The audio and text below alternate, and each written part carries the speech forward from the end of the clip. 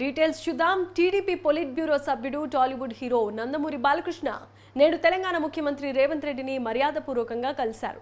Hyderabad Jubilee hills లో CM Revanth Reddy నివాసానికి వెళ్లిన బాలకృష్ణ పుష్పగుచ్చం అందించి సీఎంతో సమావేశమయ్యారు. ఈ భేటీలో పలు అంశాలు చర్చకు వచ్చాయి.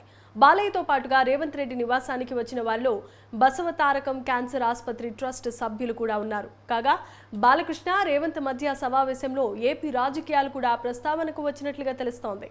రేవంత్ రెడ్డి సీఎం అయ్యాక గత డిసెంబర్లోనూ బాలయ్య ఆయనను కలిసి శుభాకాంక్షలు తెలియజేశారు.